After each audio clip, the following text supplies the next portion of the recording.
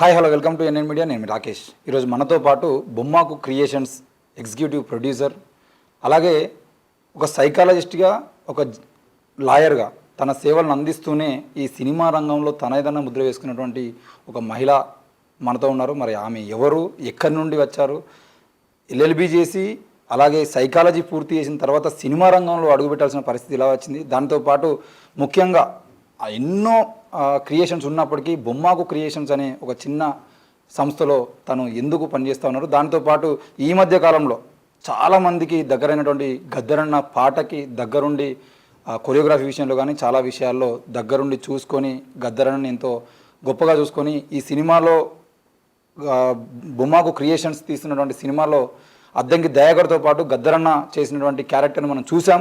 మరి వీటన్నిటికి సంబంధించిన విషయంలో ఇప్పుడు మేడంని ఇంటర్వ్యూ చేయడానికి ప్రధాన కారణం ఏంటంటే కీరవాణి గారి సబ్జెక్టు.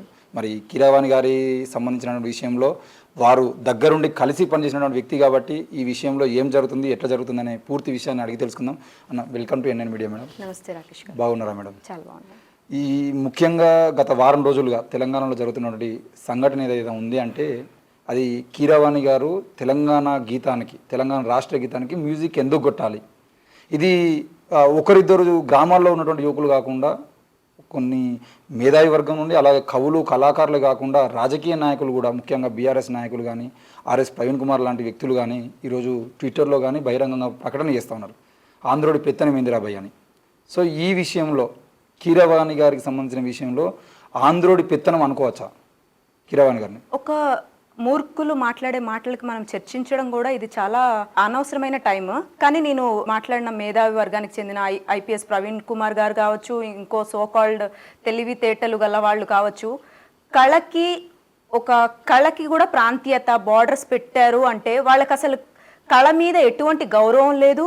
వాళ్ళు అసలు అంటే తెలంగాణలో ఉండి మేము తెలంగాణకి గొప్పగా మేము తెలంగాణ గురించి చెప్పుకోగలిగే ఒక వ్యక్తులం చెప్పుకోవడానికి అనర్హులు. ఎందుకంటే కళకి ఫస్ట్ ఆఫ్ ఆల్ పరిధి అనేది లేదు. కళ ఒక సముద్రం లాంటిది.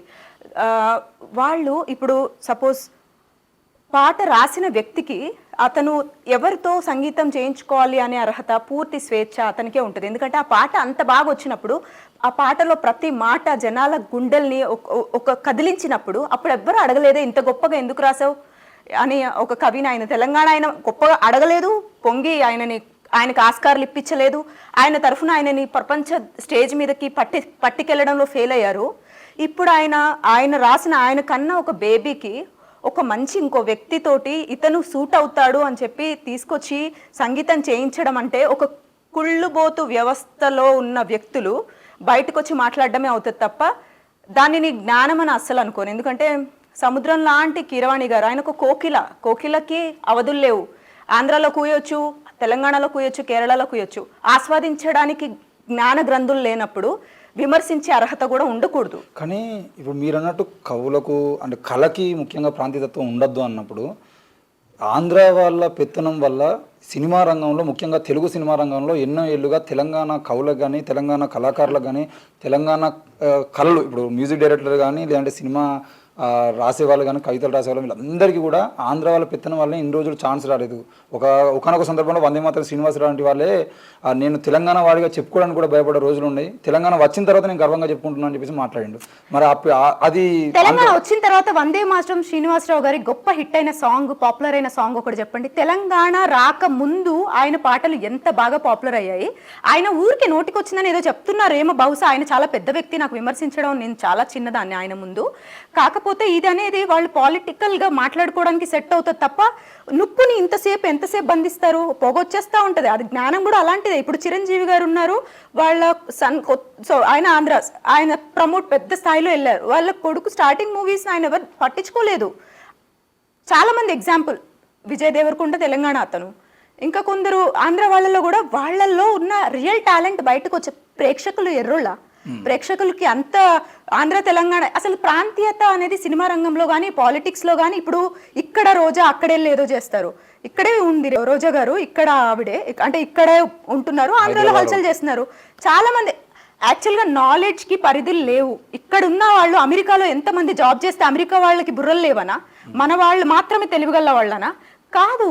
అది మనకి ఒక ఒక స్టేజ్ దొరికినప్పుడు ప్రూవ్ చేసుకోవడానికి నీలో ఉన్న ఎంత ఉందో అంత జ్ఞానాన్ని, అంటే వాళ్ళ చెప్పాలంటే ఇది లక్కు కూడా కాదు. ఒకళ్ళు ఒక అవకాశం ఇచ్చినప్పుడు 100కి 100% నువ్వు దాన్ని అవపోసన ఒక ఇన్హీల్ చేసుకుని ఒక ప్రేమతో దాన్ని బయట పెట్టినప్పుడు తెలంగాణ అలాగే వచ్చింది. ఈ తెలంగాణ కేసీఆర్ తెచ్చింది కాదు, వాళ్ళ చుట్టాలు తెచ్చింది కాదు. ఓయూ క్యాంపస్లో ఒక చిన్న అగ్ని జ్వాలలాగా రాజేసుకున్నది, ఎమోషనల్గా కనెక్ట్ అయింది అందరికీ. ఆంధ్ర వాళ్ళు సంతోషపడ్డారు, మమ్మల్ని నిలగొట్టారని ఎవరు అనుకోలేదు. ఇప్పుడు వాళ్ళు అట్లీస్ట్ ఇట్లా అవ్వడం వల్ల 2 స్టేట్స్ కలిసి ఎదుగుతున్నాయని నాకు గర్వంగా ఉంది తప్ప, నేను నా బీజాలు ఆంధ్ర సైడ్వే, నేను గర్వపడతా. సపరేట్ అవ్వడం మంచిదే అయింది. నీళ్లు నియామకాలు ఇలా మోడీ ఏదో చెప్పాడు కదా, నిధులు నియామకాలు ఇది కాదు అసలు. యాక్చువల్గా సెల్ఫ్ ఎంప్లాయ్మెంట్ని ఎంకరేజ్ చేయగలగాలి, జాబ్స్ ఇవ్వాలి, దాంతో పాటు యువతకి కావాల్సిన ధైర్యాన్ని నూరిపోవాలి. ఎప్పుడు గవర్నమెంట్ మీద డిపెండ్ కండి, నేను నీకు పైసలు ఇస్తా ఇంట్లో కూర్చో, నీకు జాబ్ లేదా 5,000 ఇస్తా ఇంట్లో కూర్చో, లేకపోతే నీకు సంగీతం రాదా ఇగో ఇట్లా చేయి, ఇట్లా ప్రతి దాంట్లో పేరు పెట్టడమే తప్ప. ప్రవీణ్ కుమార్ ఏమన్నా పెద్ద ఏమంటారు, నాకు మళ్ళీ అట్రాసిటీ అంటారేమో, ఆయన పెద్ద గ్రేటా? ఆయన మరి ఎందుకో చంచలంగా ఉంటున్నాడు, ఇక్కడి నుంచి అక్కడికైతాడు, ఇక్కడి నుంచి ఇటు అవుతాడు. ఒక దాంట్లో స్టేబుల్గా వాళ్ళ ఎస్సీ ప్రజల్ని ఎందుకు నమ్మకాల మీద రాడ్ వేసి కొట్టాడు? వాళ్ళు ఎంతమంది ప్రవీణ్ అన్న అంటే నాకు కూడా గౌరవం అనిపించేది. ఇప్పుడు ఆయనను చూస్తే నాకు ఆయన జుట్టు కనబడతలే, ఆయనలో జ్ఞానం కనబడతలే. ఆయనకున్న ఒక ఇది, ఆయననా కీరవాణి గురించి మాట్లాడేది. కీరవాణి సార్ దేనికి సరిపోరు చాలామంది. ఆయన నాకు అసలు చెప్పాలంటే ఆంధ్రనా తెలంగాణనా ఆయన అమెరికానా సంబంధంలో ఆయన ఆస్కార్ అవార్డు తీసుకున్నాడు. మనం ఎందుకు ఏం పీకలేకపోయినాం? మరి ఆయన నిరూపించుకుని వచ్చాడు ఒక స్టేజ్ మీద. ఈ జై జై హే తెలంగాణ కీరవాణి సార్ మ్యూజిక్ కొట్టడం వల్ల చాలా మంది సెర్చ్ చేసి వింటారు. మన తెలంగాణని ప్రపంచ స్టేజెస్ మీద తీసుకెళ్లగలిగే స్థాయి కీరవాణి సార్కి ఉంది. ఆయన నిజంగా చెప్పాలంటే కేరళ ఆయన అయినా సరే సంబంధం లేదు. ఎక్కడో జేసుదాస్ గారు అయ్యప్ప పాటలు పాడి అయ్యప్పని నిద్ర లేపుతున్నప్పుడు అందరూ మాలేసుకున్న వాళ్ళు, ఆయన క్రిస్టియన్ అయ్యుండి ఆ పాటలు పాడితే మనం అందరం ఎంత హాయిగా అనిపిస్తుంది. జేసుదాస్ గారు ఇట్లా చాలా ఆగిపోయి వింటాం. సేమ్ కీరవాణి గారి సంగీతంలో ఉన్న మాధుర్యం కూడా అలాంటిది. ఒక భక్తి గీతాన్ని పాడడానికి ఆయన ఏమి ఇప్పుడు అందశ్రీ గారు ఏ పబ్ డాన్సర్నో పట్టుకొచ్చి దానికి చేపిస్తే అందరు క్వశ్చన్ చేయాలి, తప్పిది గౌరవం ఇది అని. తెలంగాణని ప్రైడ్ ఒకలాంటి హైట్స్లో పెట్టిన ఒక పర్సన్ అతను. ఆయన తెలంగాణ వ్యక్తి, ఎప్పుడో తెలంగాణ వ్యక్తి అయిపోయారు. ఇక్కడుండి ఇక్కడ పాటలు రాస్తూ తెలంగాణ శ్రోతలకి ఆనందింపజేస్తూ వాళ్ళందరినీ ఇంత హ్యాపీ చేస్తుంటే ఆయనకి ఇంకెక్కడి ప్రాంతీయత? ఎందుకంటే ఇప్పుడు చంద్రబాబు నాయుడు గారు చాలా సందర్భాల్లో మాట్లాడుకుంటూ హైదరాబాద్ నిర్మాణం చేసింది నేనే, హైటెక్ సిటీ కట్టింది నేనే, సాఫ్ట్వేర్ కంపెనీలను తీసుకొచ్చింది నేనే, అసలు తెలంగాణను అభివృద్ధి చేసింది నేనే అని చెప్పేసి మాట్లాడుకున్నాడు. రేపు పొద్దున ఈయన గారు కూడా, కీరవాణి గారు కూడా, లేదంటే కీరవాణికి సంబంధించినటువంటి ఆంధ్ర వర్గం కూడా మీ తెలంగాణ గీతానికి మ్యూజిక్ కొట్టిందిరా మేము అనే వివక్ష తెలుసా? మన ఇంట్లో మన మమ్మీ కూడా ఒక ఫంక్షన్ అవుతూ ఉంటే మన ఇంట్లో రకరకాల వంటలు చేస్తారు. వంటలు చేస్తున్నప్పుడు ఎవరన్నా వచ్చి అమ్మ ఈరోజు పప్పు మామిడికే చాలా బాగుంది అంటే, ఇది అత్తయ్య చేసింది, ఇగో పప్పుచారు ఇది నేను చేశాను. అది ఒక చిన్న ఆయనకి పాపం ఇన్సెక్యూరిటీ వచ్చింది. ఎవరో ఆయన గురించి ఎత్తకపోతే గత్తి లేక చెప్పుకుంటున్నాడు ఆయన, నేను చేసిన బాబు నన్ను గుర్తించండి అని. నువ్వు నిజంగానే చంద్రబాబు నాయుడు చేశారు, అది దాన్ని మనము కాదనకూడని విషయం. ఒప్పుకుంటే ఒప్పుకోలేకపోతే మానే, విమర్శించే హక్కు మనకు లేదు. దానికి ఇప్పుడు ఆయన ఒకప్పుడు ఆంధ్ర తెలంగాణ కలిసి ఉన్నప్పుడు నిజం చెప్పాలంటే వచ్చిన ఫండ్స్ ఆంధ్రకేమి, మా ఆంధ్ర కదా అని చెప్పి ఆయన ఊరికి వెళ్ళి డైవర్ట్ చేసుకోవాలి ఫండ్స్. వాళ్ళ ఊరు పాపం అలాగే ఉంది ఇప్పటికీ కుదేల్లాగా, వాళ్ళ ఊరిని ఏం డెవలప్ చేసుకోలేదు. ఇక్కడ ఇది ఒక సెంటర్ ఆఫ్ ద సిటీ, ఎక్కడెక్కడి నుంచో ముంబై, మహారాష్ట్ర, ఒరిస్సా ఎక్కడెక్కడి నుంచో వచ్చి ఇక్కడ జాబ్ చేసే నా ఫ్రెండ్స్ ఎంతో మంది ఉన్నారు. హైదరాబాద్ని ఒక అమెరికా లాగా చూసే వాళ్ళు ఉన్నారు. ఇక్కడ వెదర్ బాగుంటుంది, చాలా బాగుంటుందని. ఇక్కడ అందులో అదృష్టం తెలంగాణలో హైదరాబాద్ ఉండడం అనేది మనం అందరం చేసుకున్నాం. అందరం ఇప్పుడు ఎక్కడ వరంగల్లో పోయి ఉండట్లేదు ఎందుకు? మరి అక్కడ వాళ్ళు ఇక్కడ ఎందుకు వస్తున్నారు? పోయి మరి కరీంనగర్ సైడ్ ఎందుకు, కేసీఆర్ సైడ్ కేసీఆర్ వాళ్ళ ఊర్లో ఎందుకు ఉండట్లేదు? ఇప్పుడు రిటైర్డ్ అయిపోయినట్టే, జాబ్ పోయి ఉండొచ్చు కదా. వాళ్ళు ఇక్కడ ఫామ్ హౌస్లోనే ఎందుకుంటున్నాడు? ఎక్కడ బాగుంటే అక్కడ వాళ్ళు ఉంటారు. అక్కడి నుంచి వాళ్ళ గొంతుకని ఎక్కడికైనా వినిపించుకోవచ్చు ఈ త్రూ మాధ్యమాల ద్వారా.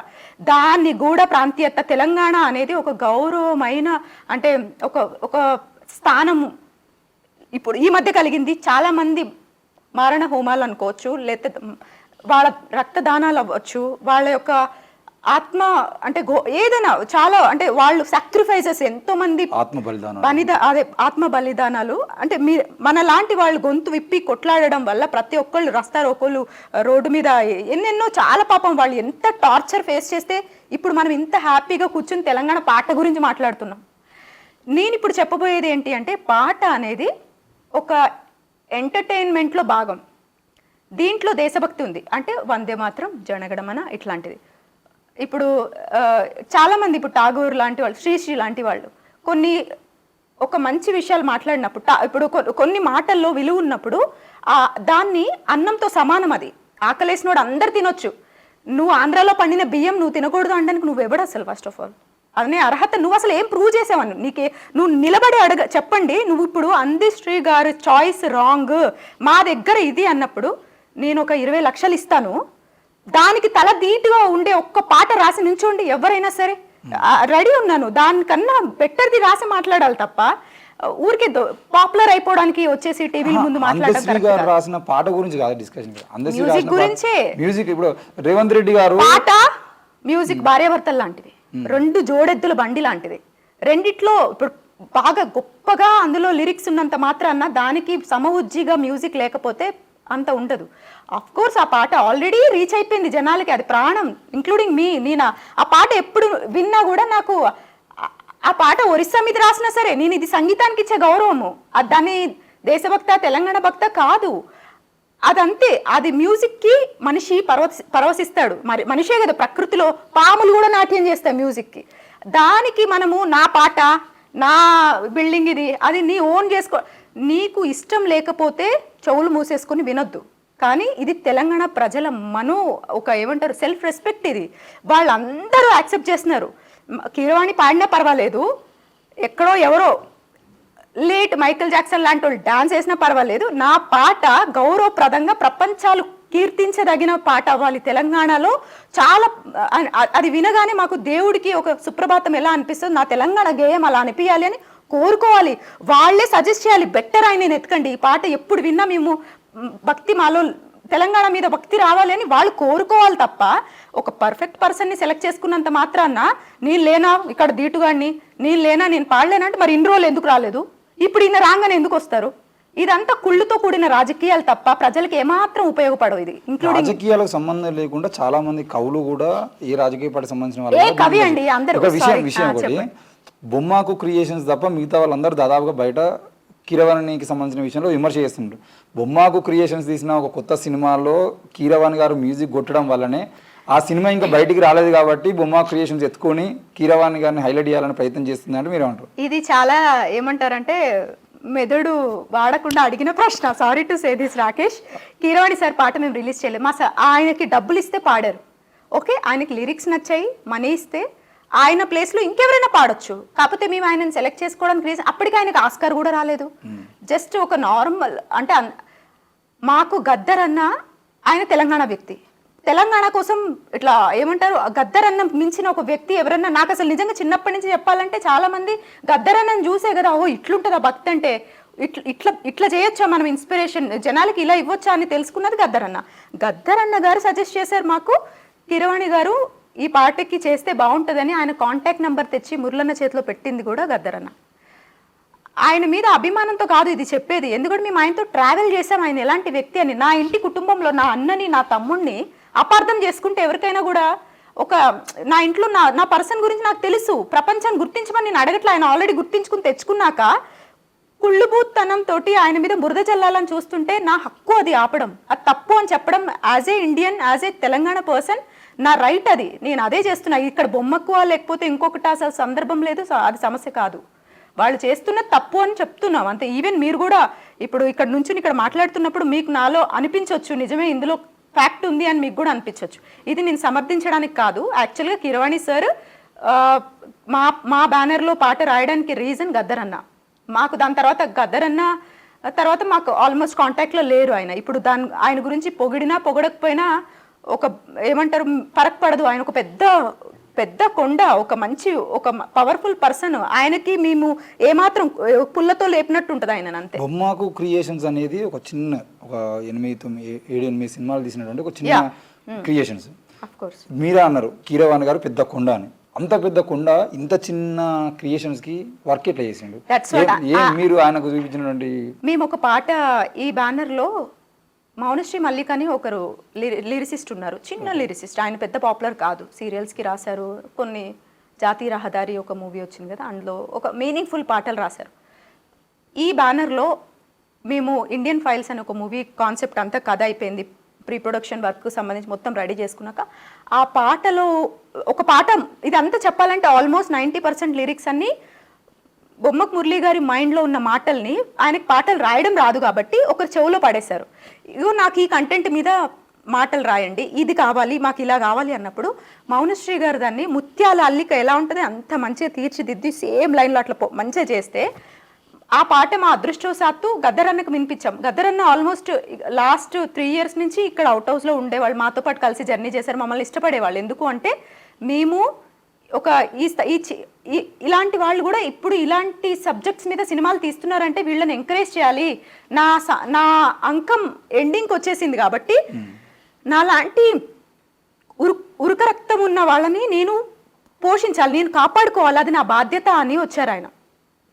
ఆ టైంలో ఈ లిరిక్స్ అన్నీ చదివిన తర్వాత మురళి నీకు ఎట్లా వచ్చింది వయ్యా ఇన్ని తెలివితే, అరే ఎట్లా రాసినావు, మేము ఎన్నో పుస్తకాలు చదివితే మాకు ఇదంతా తెలుసుకున్నాము, సమాజంలో అడవుల్లో పడి తిరిగినాము, కాళ్ళకి రాళ్ళు రప్పలు గుచ్చుకున్నాయి, ఇంత నొప్పులు పడితే అప్పుడు మాకు డెలివరీ అయింది, నువ్వు ఏమి తెలియకుండా ఎట్లా అని మాట్లాడుతూ ఉన్నప్పుడు అన్న మీ అందరి ఎక్స్పీరియన్స్లు మేము ఇప్పుడు రాళ్ళు రప్పలు గుచ్చుకోక్కర్లేదు, మీ గుచ్చిన గుచ్చుళ్ళకి ఆ నొప్పిని మేము ఫీల్ అయినామన్నా అని చెప్పి అలా మాట్లాడుకుంటుంటే ఇక్కడ మేము సంగీతం దగ్గరకు వచ్చేసరికి ఒక స్మూత్గా, మాకేమీ రఫ్ అండ్ టఫ్ కాదు, ఒక మెలోడియస్గా ఉన్న వాళ్ళలో ఎవరు బాగా కొట్టగలుగుతారు. నేను కూడా చిన్నప్పటి నుంచి కొన్ని మూవీస్కి చాలా బాగుంటుంది కీరవాణి గారి అదే భావవ్యక్తంగా ఎవరైతే లిరిసిస్ట్లో మాటల్లో ఉన్న మాధుర్యము ఈ దాంట్లో మిళితమైపోయి ఉంటుంది. ఆ మ్యూజిక్ అసలు ఏమాత్రం, నాకు నిజంగా సంగీతం జీరో నాలెడ్జ్ అయినా నేను చెప్పడానికి ట్రై చేస్తాను.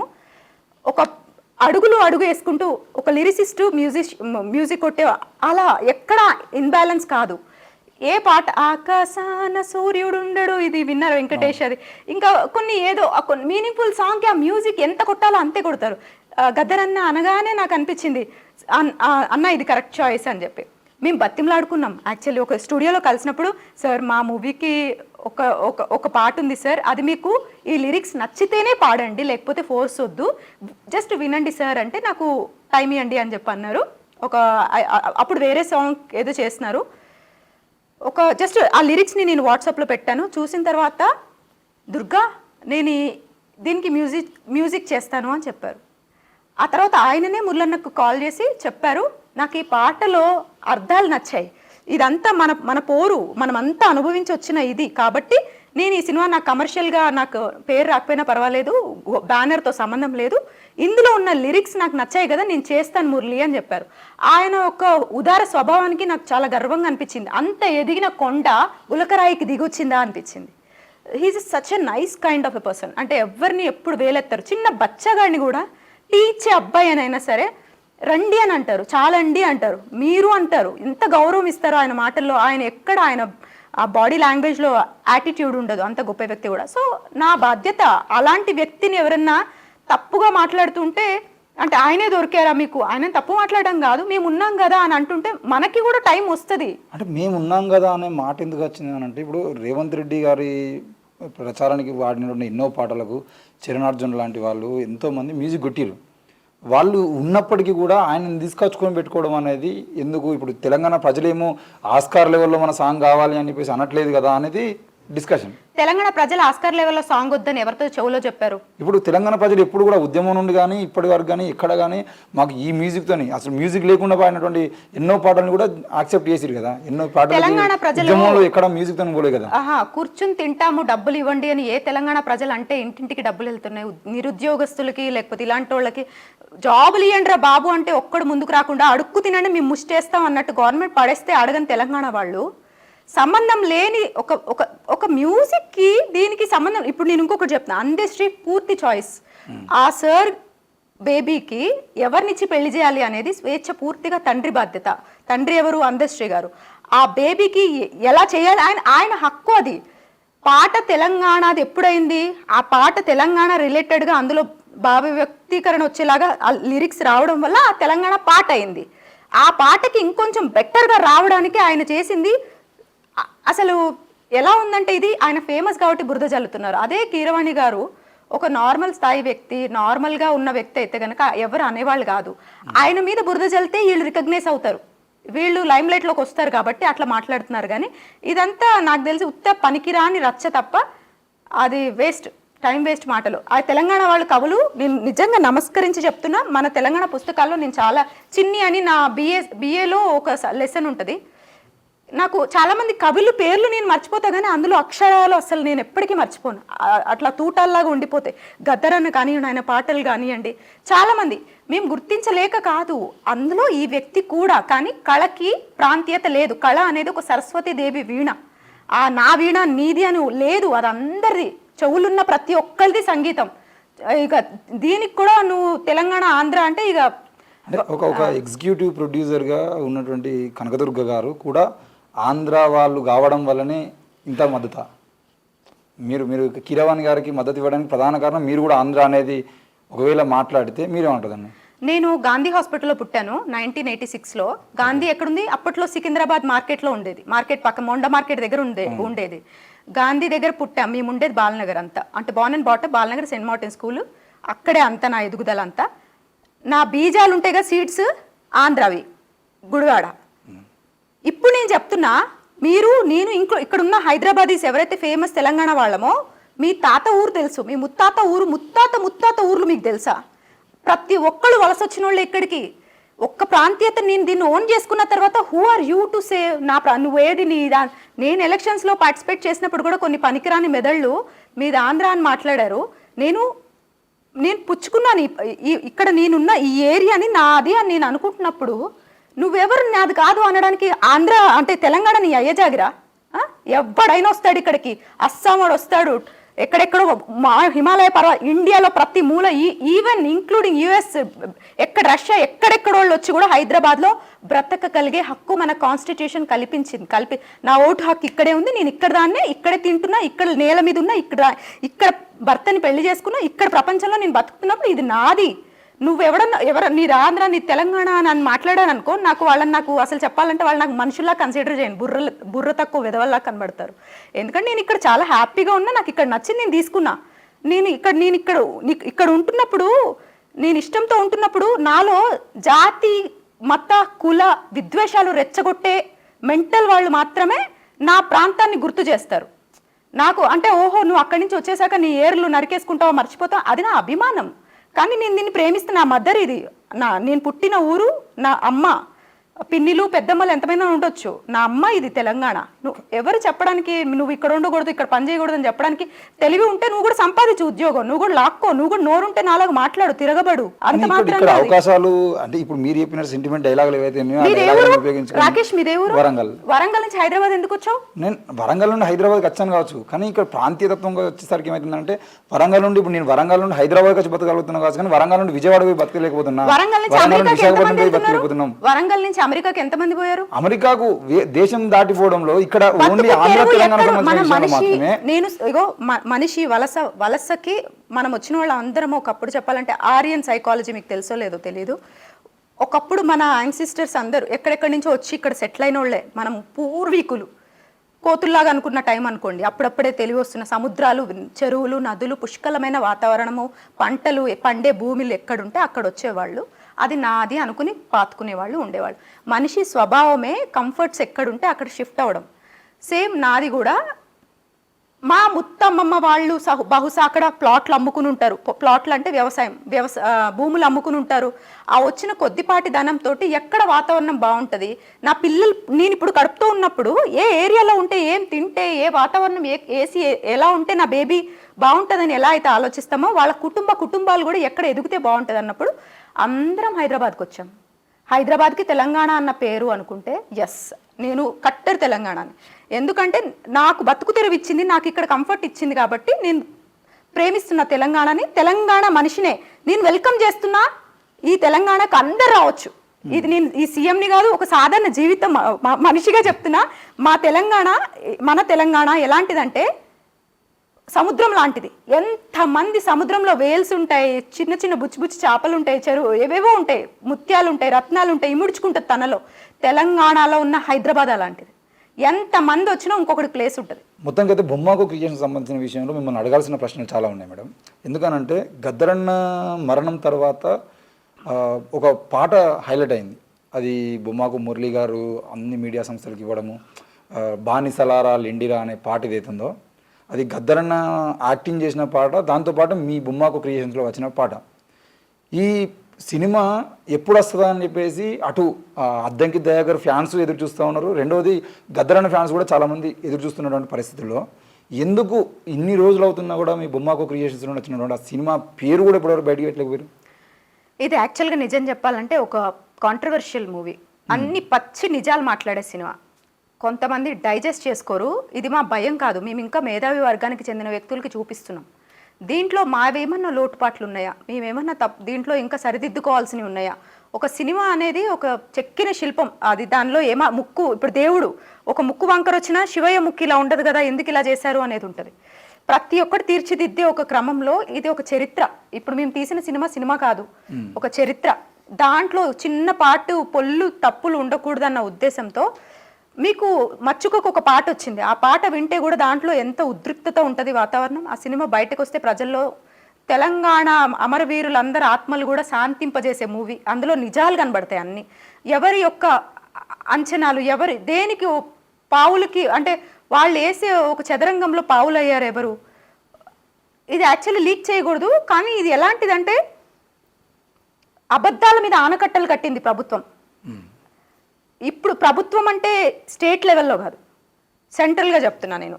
ఈ అబద్ధాల మీద ఆనకట్టలకి సంబంధించిన పిల్లర్స్ దేంతో నిర్మాణం అయ్యాయి, దాని మూలాలు ఏంటి, దాని చరిత్ర ఏంటి, ఆ కొన్ని ఏజెస్ నుంచి జరుగుతూ వస్తున్న కుట్రలు ఏంటి అనేది చాలా స్పష్టంగా దాంట్లో చెప్పడం జరిగింది. సో దీనికి కొంచెం టైం తీసుకోవడంలో తప్పలేదు. బహుశా ఇంకొక 3 నెలలు పట్టొచ్చు, బట్ రిలీజ్ చేస్తాం ఖచ్చితంగా. మీరు చెప్పిన పచ్చి నిజాలకు సంబంధించిన విషయంలో కూడా రజాకారు మూవీ వచ్చినప్పుడు జరిగినటువంటి గొడవల్లో వెంటనే బొమ్మకు క్రియేషన్స్ నుండి సినిమా బయటకు వస్తుందేమో అని కూడా ఒకటి 2 టాకులు వచ్చినాయి. అప్పుడైనా రిలీజ్ చేయాల్సింది కదా. రజాకారులో యాక్చువల్లీ ఎగ్జాజరేట్ చేశారు, అక్కడ జరిగిన సంఘటనలు నిజం, కానీ నమ్మబుద్ధి కానంత ఏదో ఇంకొంచెం ఇంత చేసి దాన్ని మేమే ఇది ఇట్లా కాదే, కామన్ సెన్స్తో ఆలోచిస్తే ఇది ఇలా జరగదు కదా అలా అనిపించేలాగా ఎక్కువ చేసేసారు. కాబట్టి అది ఎక్కువ ఆనలేదు. నిజంగా తెలంగాణ వాళ్ళ టేస్ట్ మామూలు టేస్ట్ కాదు. నిజంగా నిజమైన తెలంగాణ అతనికి ఎప్పుడొచ్చి ఏ పనికి మాలిని వెదవ నిజం చెప్పినా బువ్వ పెడతారు, ఇంట్లో పిలిచి గట్క పోస్తారు. ఇక్కడ ఎంకరేజ్ చేయకపోవడానికి రీజన్ తెలంగాణ ఆయనే నన్ను నమ్మలేదు అందులో ఉన్న కొన్ని కంటెంట్లు. ఇప్పుడు ఈ మూవీ అందరు అందులో ఉన్న వాళ్ళు, ఇప్పుడు దయాకర్ అన్న పొలిటీషియన్ కదా, మీకు అందరు ఫేమస్, దయాకర్ అన్న తెలుసు, రియల్ పొలిటీషియన్ని వాడాము. ఆయన రాజకీయ కెరీర్కి కూడా ఇది ఇబ్బంది పెట్టకూడదు. మా డబ్బులు ఇప్పుడు ప్రొడ్యూసర్ గారు ఆలోచించేది ఏంటి అంటే డబ్బులు మ్యాటర్ కాదు ఇక్కడ, జ్ఞానం. ఇప్పుడు మేము ఎంతవరకు ప్రజల్ని అటువైపు మరల్చగలుగుతామో ఆ టైంలో మనకేంటి, మనకు జరిగే నష్టాలు ఏమన్నా ఉంటాయా, దీన్ని ఆలోచించుకుంటూ ఇంకా కొన్ని అడిషనల్గా యాడ్ చేయాల్సిన, డిలీట్ చేయాల్సిన వర్క్ జరగడం వల్ల యాక్చువల్గా లేట్ అయింది. తొందరలో కీరవాణి గారు రాసిన పాట తిరిగి చూడు తిరుగుతున్న భూమిని అని ఒక పాట ఉంటుంది. ఆ పాట రిలీజ్ చేయడానికి రెడీ ఉన్నాము. ఆ పాట వచ్చాక దాని ఆదరణ ఎలా ఉంటుందో, ప్రజల్లో దాని మీద స్పందన చూసిన తర్వాత ప్రజలే దాన్ని రిలీజ్ చేయండి అని ఫోర్స్ వచ్చేలాగా చేయాలని క్రియేట్ చేస్తున్నాం. మేము సరిపోం దీనికి. యాక్చువల్లీ ఇది ఒక పెద్ద, మేము ఒక రథ సారథులమైన మాట వాస్తవమే, కానీ ఆ చక్రాలు ప్రజలు వాళ్ళు ఎంకరేజ్ చేస్తేనే మేము దీన్ని ముందుకు తీసుకెళ్ళగలుగుతాం తప్ప ఊరికే జనాల మీద సినిమాని ఏదో పడేయాలన్న ఉద్దేశం లేదు. కానీ ఈ సినిమా అద్దంకి దయాకర్ గారిని హీరోగా పెట్టి తీయడానికి పూర్తిగా కాంగ్రెస్ కోసమే తీసిర్రు, బీజేపీ మీద వ్యతిరేకంగా కాంగ్రెస్ని హైలైట్ చేయడం కోసం తీసిర్రు. అందుకే అద్దంకి దయాకర్కు యాక్టింగ్ రాకపోయినా కూడా తీసుకొచ్చి ఇలా యాక్టింగ్ చేయించారు అనేది ఒక టాక్. మరి దానికి సమానం తప్పేంటి? ఒకవేళ కాంగ్రెస్ కి సపోర్ట్ గా సినిమా తీసేవాళ్ళు ఏమనుకుంటారు, ముందుగా మంచి యాక్టర్ని పెడితే పాపులర్ అవుతుంది అని అనుకుంటారు. అది సినిమా అవుతుంది, చరిత్ర అవ్వదు. చరిత్రని మేము సినిమా లాగా తీయలేదు. ఇందులో నిజంగా సినిమానే తీస్తే ఇందులో దాదాపు 7-8 కోట్లు ఓన్లీ బయల్ షూటింగే ఖర్చయింది. ప్రీ ప్రొడక్షన్ పోస్ట్ ప్రొడక్షన్ దారి పక్కన పడేస్తే షూటింగ్ ఖర్చులే మాకు అంత అయింది అన్నప్పుడు, ఆ ఖర్చులో మాకు మేము పెట్టుకోవచ్చు ఎవరినైనా, ఒక మంచి పర్సన్ని తీసుకొచ్చి మురళన్నకున్న ఒక దాంట్లో 2 స్థలాలు పోయినాయి అనుకుంటే ఒక మంచి హీరోకి రెమ్యునరేషన్ ఇచ్చి పెట్టుకోవచ్చు, కానీ అది సినిమానే అవుతుంది, ప్రజలు హత్తుకోలేరు. నిజంగా ఒక ఇది ప్రాంతీయత కులమా సంబంధం లేదు, కానీ దీనికి సూట్ అవుతారు అనిపించింది. దయాకర్ అన్న చాలాసార్లు టీవీలో కూర్చొని చర్చించే టైంలో ఆయన హావభావాలు చూసాం కదా, ఆయన లోపల నుంచి కాంగ్రెస్ తరఫున మాట్లాడడానికి ఎవరు కొంతమంది ముందుకు రాకుండా సైలెంట్ అయిపోయిన రోజులు ఉన్నాయి. అప్పట్లో కాంగ్రెస్ ఖాళీ మళ్ళీ రాదు అని నిరుత్సాహపడిపోయిన సందర్భంలో కూడా కొద్దిసార్లు ఆయన చిటికన వేలుతో మోసిన సిచ్యువేషన్స్ అందరికీ తెలుసు. వచ్చి కనీసం రిఫరెన్స్ నేనున్నా మేమున్నాం అని అట్లా చెప్పుకున్న రోజుల్లో దయాకర్ అని ఉన్నాడు. మాకేంటంటే ఆయనకి యాక్టింగ్ వచ్చా రాదా అనేది సెకండరీ విషయం. ఒక సబ్జెక్ట్ని డెలివరీ చేయడానికి ఆ కంటెంట్ని ఒకళ్ళ ద్వారా చెప్పదలుచుకున్నప్పుడు మాకు ఒక మాధ్యమం కావాలి. ఆయనను అట్లా వాడాం మేము. ఆయన ఒక మీడియేషన్ వహించాడు ఈ కథని ప్రజల దగ్గరికి తీసుకెళ్ళడానికి తప్ప ఆయన మా ఉద్దేశంలో హీరో కాదు. ఒక కథని ప్రజల దగ్గరికి తీసుకెళ్ళడానికి సంధానకర్త అయ్యారు. ఆయనని అంటే మేము తక్కువ చేయట్లే ఎక్కువ చేయట్లేదు, మాకు చాలా హెల్ప్ చేశారు ఈ సినిమాలో ఫ్యాక్ట్స్ని చెప్పడానికి. మేము ఆయనని వాడుకోవడంలో మేము సక్సెస్ఫుల్ అయ్యాం. కానీ ఇదే సినిమాకు కాంగ్రెస్ ఫండింగ్ చేస్తేనే గద్దర్నను ముందు పెట్టి అద్దంకి దయాకర్ గారిని ముందు పెట్టి సినిమా తీసిర్రు. కాంగ్రెస్ ఫండింగ్తోనే సినిమా అంతా జరిగింది. అది కూడా పూర్తిగా కేంద్రంలో ఉన్నటువంటి బీజేపీని వ్యతిరేకిస్తూ కావాలని తీసిన సినిమా, ఇందులో నిజాలు లేవు అని కూడా విమర్శలు వస్తాయి. ఒకవేళ కాంగ్రెస్ సపోర్ట్ చేసినట్టు అది అనుకుంటే ఈ సినిమా ఇక్కడ ఆగిపోదు. ఇంకా ఇప్పుడు మేము ఎందుకు భర్జనలు పడుతున్నాం, ముందుకు వెళ్దామా వద్దా ఏం ఇట్లా ఎందుకు మేము ఇట్లా బిక్కుమని ఆగిపోయిన సందర్భం దేనికి? నిజంగా కాంగ్రెస్ సపోర్ట్ మా వెనకాల రేవంత్ రెడ్డి అన్న మురళి నువ్వు నడు నేనున్నా అని అంటే అసలు మామూలుగా ఉంటుందా? అది అంటే ఎవ్వరు కూడా వాళ్ళ యొక్క ప్లేస్ని కదులుతుంది అంటే ఆలోచిస్తారు. వాళ్ళకి ఒక వర్గం వాళ్ళ నుంచి హేట్ రేట్ వస్తుంది అంటే వాళ్ళు ఆలోచిస్తారు, ఎందుకంటే వాళ్ళకి అందరు ఓట్లు కావాలి.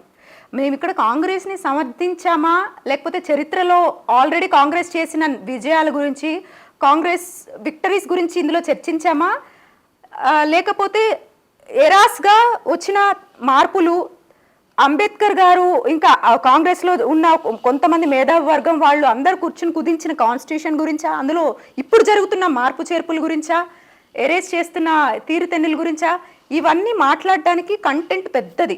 దానికి మెదడు మాత్రమే ఉంటే సరిపోదు, డబ్బు ఉండాలి, చూసేవాళ్ళు ఉండాలి, ఒక పెద్ద ఇది ఉండాలి. మేము ఈ సినిమాని డేర్ చేసాం, లైఫ్లో రిస్క్ చేయాలి తప్పదు అని చెప్పి మేము చేసాం. బహుశా ఇది లేట్ అవ్వచ్చు, కానీ నెక్స్ట్ జనరేషన్స్ అయినా సరే ఈ సినిమాలో అసలు ఇది కదా మాకు ఇలాంటి నిజాలు కదా చెప్పేవాళ్ళు కావాలి అనుకునేటట్టు ఉండాలి అని చెప్పి దాన్ని తీసి ఏ క్షణంలో రిలీజ్ చేస్తామో తెలీదు, బట్ రిలీజ్ అవ్వడం అయితే పక్క. కాంగ్రెస్ గురించి అని కాదు, ఇది సమాజం గురించి.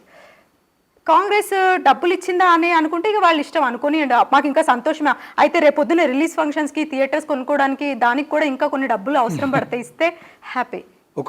అంటే ఈ విషయాన్ని పక్కన పెడితే ఒక అడ్వకేట్గా ఉండి అలాగే సైకాలజీ ఎంఏ సైకాలజీ పూర్తి చేసి సైకాలజిస్ట్గా ముఖ్యంగా మహిళా రంగానికి సంబంధించిన విషయంలో చాలా తక్కువ మంది ఇట్లా ఎగ్జిక్యూటివ్ ప్రొడ్యూసర్గా కానీ డైరెక్టర్లుగా వచ్చి నిలబెట్టుకోవాల్సినటువంటి పరిస్థితులు కూడా ఉంటాయి. ఎందుకంటే ఇది పురుషాధిక్య ప్రపంచంలో దాదాపుగా ఎక్కువ మంది బయట పురుషులే కనబడి డైరెక్టర్గా చూసినా ప్రొడ్యూసర్గా చూసినా వాళ్ళ పేర్లే, డబ్బులు ఉన్నప్పటికీ కూడా వీళ్ళని బయట కానివ్వాలని పరిస్థితి ఉంటుంది. మీరు ఒక మంచి అడ్వకేట్గా ఉండి ఆల్రెడీ సైకాలజీ పూర్తి చేసినప్పటికీ కూడా ఎందుకు ఈ ఎగ్జిక్యూటివ్ ప్రొడ్యూసర్గా ఉండాలనే ఆలోచన వచ్చింది? ఈ బొమ్మకు క్రియేషన్స్లో మీరు ఎట్లా కలిసిరు అసలు? Thank you Rakesh. ఫస్ట్ మీరు ఒప్పుకున్నారు ఇది పురుషాధిక్య వ్యవస్థ అని చెప్పి. అంటే ఇప్పుడు కాదు, ఒకప్పుడు యాక్చువల్గా చెప్పాలంటే మొత్తం స్త్రీ రాజ్యమేలిన వ్యవస్థ. ఆమెకున్న డిపెండెన్సీస్ ఉంటాయి కదా, కొన్ని వీక్నెస్లు, ప్రెగ్నెన్సీ టైం అవ్వచ్చు, లేకపోతే రెస్ట్ తీసుకున్న టైం, ఆమెకున్న పీరియడ్స్ టైం అవ్వచ్చు, ఇట్లాంటి చిన్న చిన్న ఇదిని లోకో చేసేసి అమ్మాయిల్ని అక్కడితో కట్టుదిట్టం చేసి పడేశారు. అసలు ఇది చెప్పాలంటే ఉమెన్ ఎంపవర్డ్ సొసైటీ, దాన్ని ఒప్పుకోని సమాజంలో మనం ఉన్నాం కాబట్టి యాక్సెప్ట్ చేయలేక ప్రతి ఉమెన్కి ఎంత పవర్ ఉంటుందంటే, నేను ఒక్కదాన్ని కాదు, నాలాగా స్వేచ్ఛనిస్తే మాట్లాడగలిగే వాళ్ళు కోకొల్లలు ఉన్నారు. బట్ రావడానికి ఆలోచించడానికి రీజన్ ఏంటంటే ఈ వ్యవస్థ అలా ఉంది. అంటే సపోర్ట్ చేసేవాళ్ళు ఇద్దరే ఉంటే వెనక్కి లాగేవాళ్ళు 100 మంది ఉన్నారు. మూవీ వ్యవస్థ అనుకుంటే యాక్చువల్గా నేను ఒక సింగిల్ పేరెంట్ డాటర్, నాకు చెరువులో తోసేసినప్పుడు ఈత కొట్టడం అనివార్యం అయిపోయింది. ఇక్కడ నాకు ఒక ట్రైనర్ లేడు వెనకాల, బట్ నేను నా కొట్టే క్రమంలో నేను నా మజిల్ స్ట్రెంత్ పెంచుకున్నాను, బ్రెయిన్ స్ట్రెంత్ మైండ్ స్ట్రెంత్ కూడా పెంచుకోవడానికి నన్ను అట్లా పుష్ చేసింది వ్యవస్థ. లక్కీగా అంటే అందరు అమ్మాయిలు నీడను ఉంటున్నారు కాబట్టి వాళ్ళకి వాడుకోవట్లేదా అని కాదు, పాపం వాళ్ళు పంటి కింద బాధను తట్టుకుని బయట పడలేక దిగమింగుకోలేక సతమతం అయ్యే అమ్మాయిలు ఉన్నారు. వాళ్ళందరికీ నేను ఇచ్చేది ఏంటి అంటే బయటకు వచ్చి క్వశ్చన్ చేసి అడగగలిగితే ప్రతి ఒక్కళ్ళకి పాసిబిలిటీస్ ఉన్నాయి. బట్ అపనమ్మకంలో ఉంటారు కొంతమంది, కష్టమేమో, మేము నిలదొక్కుకోలేమో, మేము వెళ్ళలేమో, మాకు ఎంకరేజ్ చేయరేమో. ఇప్పుడు అన్నారు కదా ఇన్సెక్యూరిటీస్ తెలంగాణలో, మేము ఇంతమంది కవుల్లేమో, మేము ఎవరం మీ కళ్ళకు ఆనలేదా, కిరవాణినే ఆనాడా అని. సేమ్ మా ఆడవాళ్ళ ఇదిలో కూడా కొంతమంది అంటే మా అందరిలో తెలివితేటలు ఉన్నాయి కానీ ఇన్సెక్యూరిటీస్ ఉన్నాయి. ఇప్పుడు మాట్లాడిన సోకాల్డ్ కబుల్ లాగా మాకు కూడా ఇన్సెక్యూరిటీస్ ఉన్నాయి. మొగోళ్ళనే అంటారా, మొగోళ్ళకి ఛాన్సులు ఇస్తారా, మాకు ఇయ్యరా? మీరు వస్తే కదా ఇవ్వడానికి, అసలు వాడుకుంటే కదా వ్యవస్థని. వచ్చి తొక్కేస్తారంటే ఫస్ట్ ఒక్కసారి తొక్కుతాడు, 2 సార్లు ఒక నువ్వు తిరిగి తెక్కితే ఎంతసేపు ఈక్వల్ బలాలు ఉన్నప్పుడు. నేనేమి కొట్లాడమని చెప్పట్లే.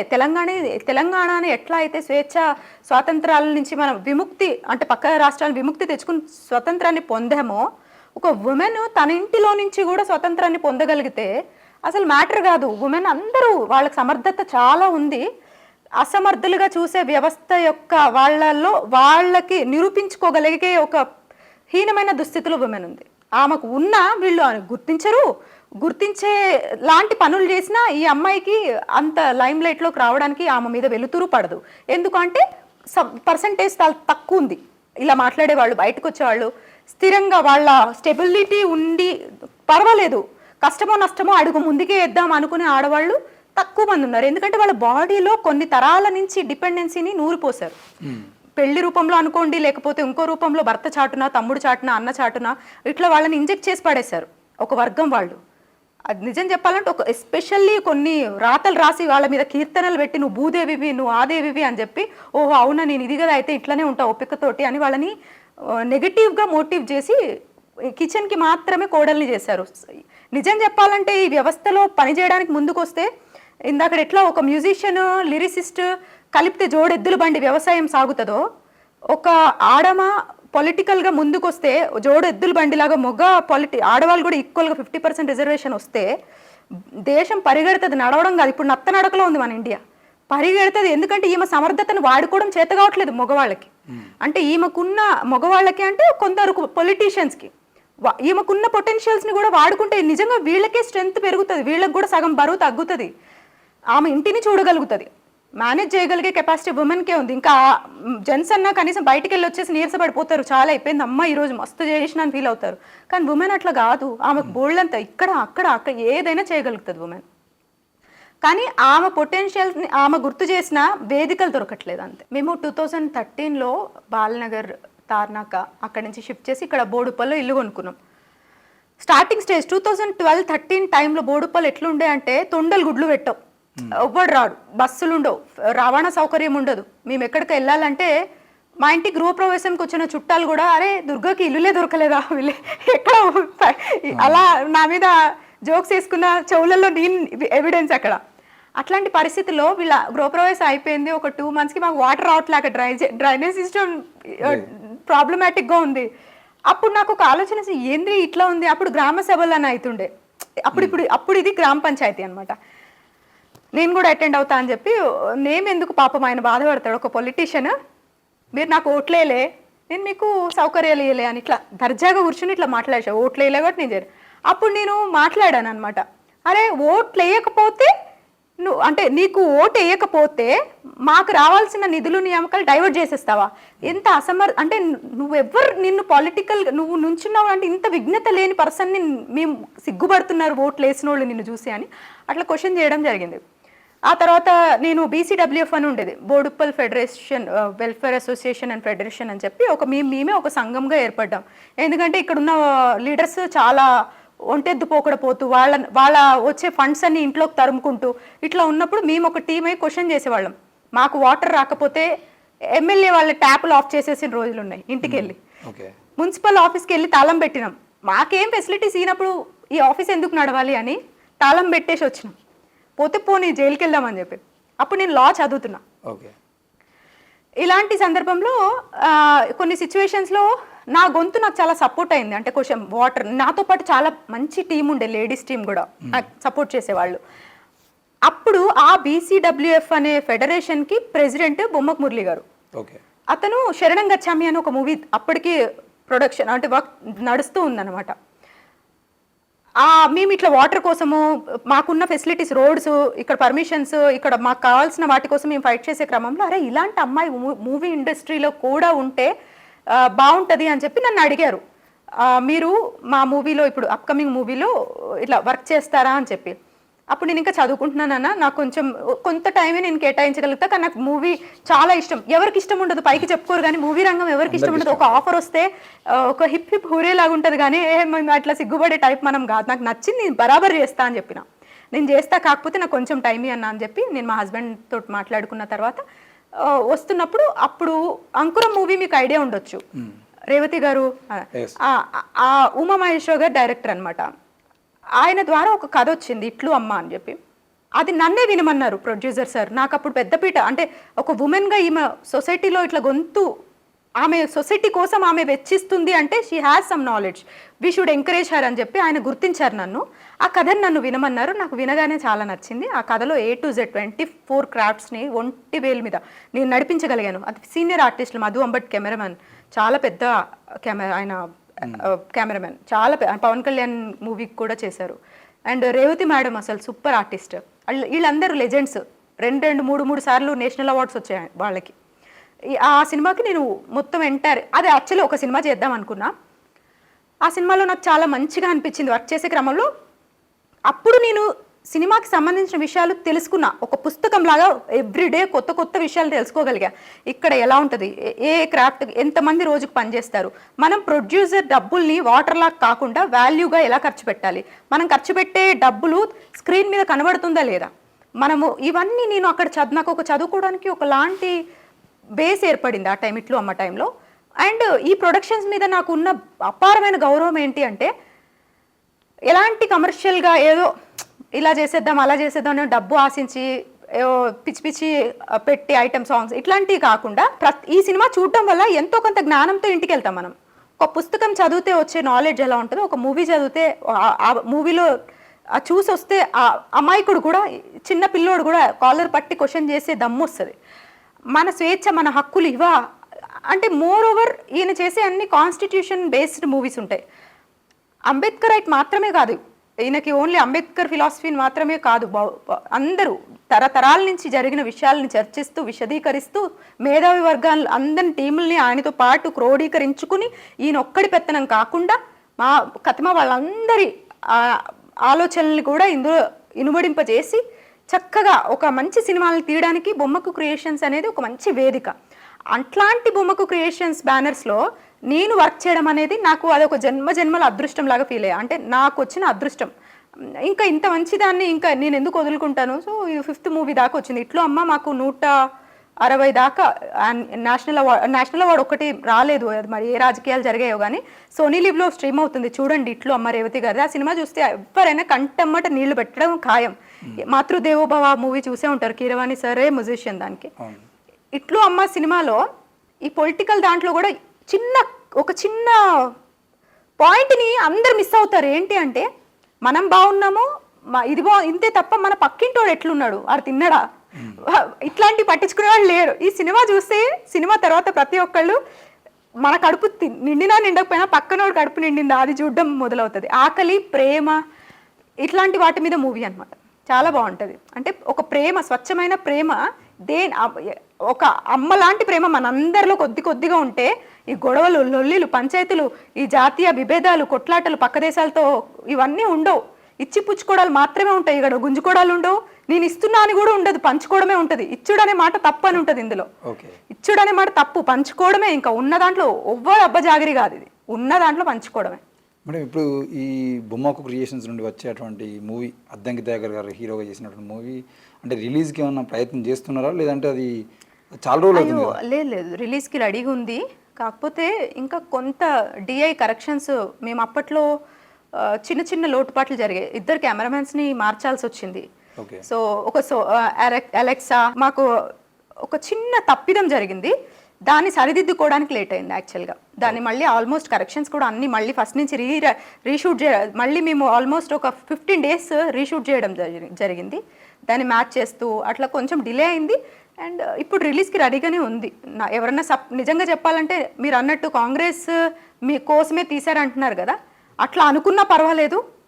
మాకు కాంగ్రెస్ మద్దతు దొరికితే ఈ సినిమా నిజంగా ప్రజలందరూ చేతులు, ఈ హస్తం కాంగ్రెస్ గుర్తు కదా, ఈ చేతులున్న ప్రజలందరూ కాంగ్రెస్కి ఓటేసేలాగా ఉంటుంది. ఎందుకంటే కాంగ్రెస్ బీజాలు ఉన్నాయి. కొంతమంది అంటే కల్ప్రిట్స్, అసలు మన ఈ స్వతంత్రం టైంలో కాంగ్రెస్ యొక్క ఘనత ఎలాంటిది, వాళ్ళు చేసిన అందరూ కష్టపడ్డారు పార్టీలతో సంబంధం లేకుండా. కాకపోతే కొన్ని నిజాలని పక్క వాళ్ళు కవర్ చేస్తున్నారు. కాంగ్రెస్ సెక్యులర్ పార్టీ కాబట్టి అందరి గురించి ఆలోచించడానికి కాంగ్రెస్ విల్లింగ్గా ఉంటుంది, ఓపెన్గా ఉంటుంది. ఒక వేదికలో ఎవరైనా మాట్లాడొచ్చు. మనకి ఇక్కడ పరిధులు లేవు, దుప్పటి కప్పేయడాలు ఉండవు, లేకపోతే కేసుల్లో వాళ్ళని తోసేసి కప్పేయడం, అంటే వాళ్ళని ఎఫ్ఐఆర్లు వేసేసి ఇరికిచ్చడాలు, ఇలాంటి నిజాలని ఇందులో చాలా చెప్పాల్సి వచ్చింది. కొన్ని ఇన్సిడెంట్స్, నిజమైన ఇన్సిడెంట్స్ని కూడా పట్టుకొచ్చి ఈ మూవీలో సీన్ లాగా చేయడం జరిగింది. సో మాకు ఇంకా కొంచెం మద్దతు కావాలనిపిస్తుంది. బహుశా 1-2 monthsలో రిలీజ్ అయిపోతుంది. సాంగ్స్ అయితే with in short time release అవుతాయి, అన్ని పాటలు. ఒక 1 monthలో మూవీ కూడా రిలీజ్ అవుతుంది. థ్యాంక్ యూ అండి.